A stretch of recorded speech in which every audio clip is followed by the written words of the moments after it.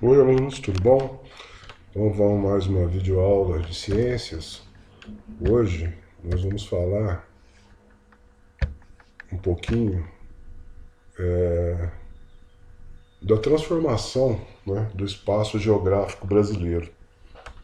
Dando sequência então na aula passada, né, em que nós falamos de algumas destruições causadas pelo homem no meio ambiente.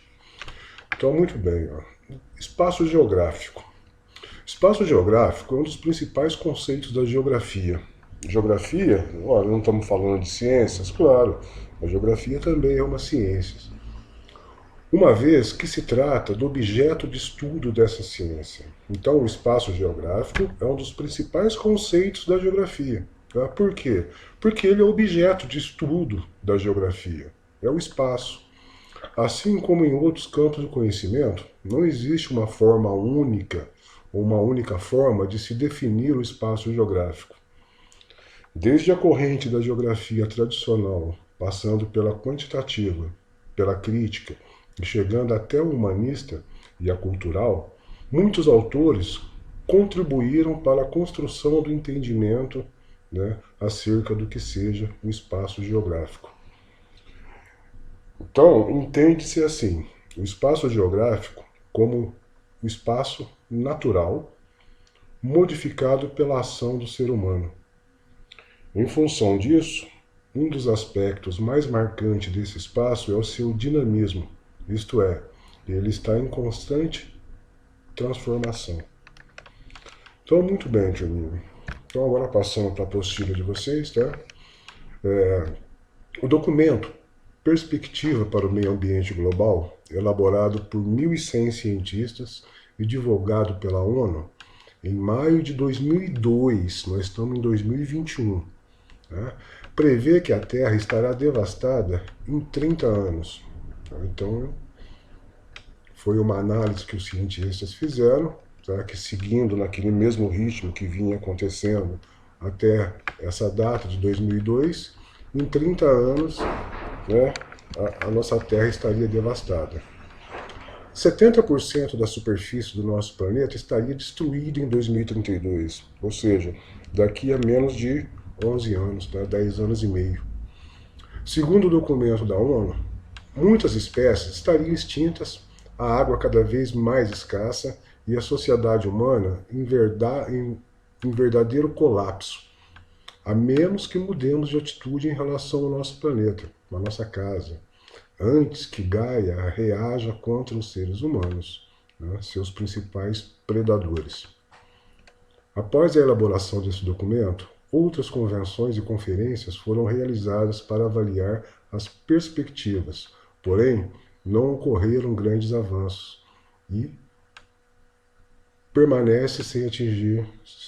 nós permanecemos sem atingir os nossos objetivos. Tá? De tudo que foi tratado de redução de desmatamento, de diminuição da emissão de dióxido de carbono, infelizmente, até agora, né, foram poucos os objetivos alcançados, ou quase nulos. Então, o que nos espera em 2032?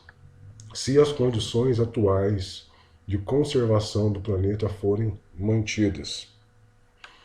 70% da superfície terrestre estará sofrendo impacto severo causado por atividades humanas. 12% das espécies de pássaros, tá, no total do mundo, e 25% das espécies de mamíferos estarão ameaçadas de extinção. Boa parte do estoque pesqueiro estará reduzida pela poluição, contaminação e superexploração. Pelo menos 50% dos rios do mundo estarão improdutivos. A concentração de CO2 na atmosfera estará 60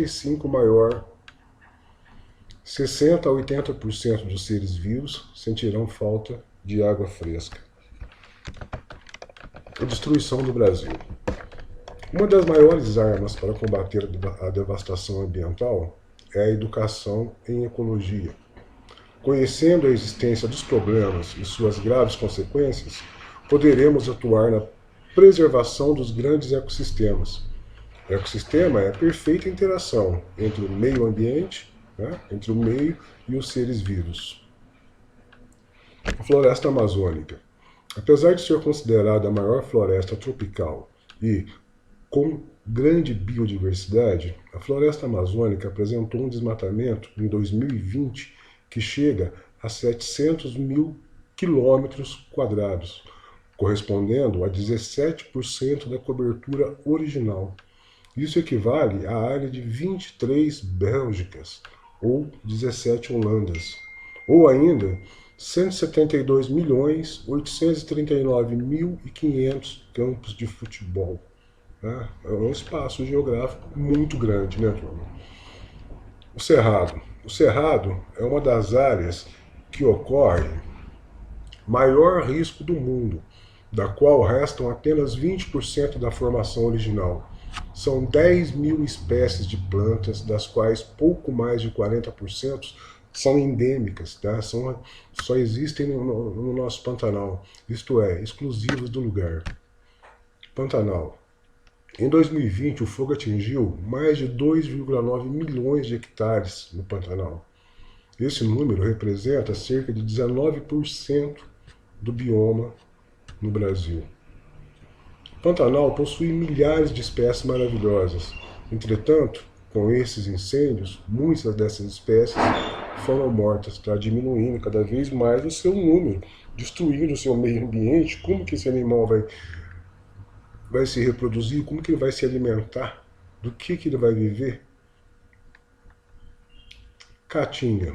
Apesar da aridez dos ambientes e principalmente da escassez de água, a caatinga, a flora e a fauna são bem representadas e possuem um razoável número de espécies.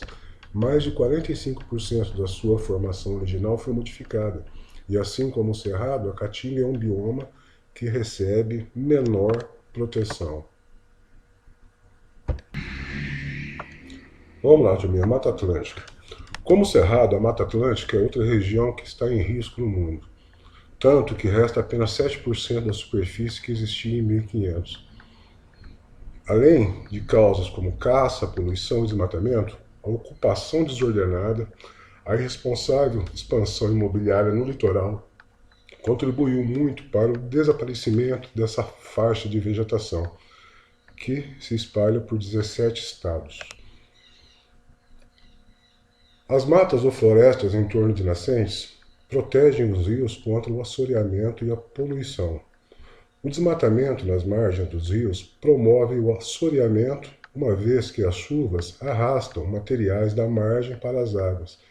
Isto vem comprometendo a qualidade da água no estado de São Paulo, por exemplo.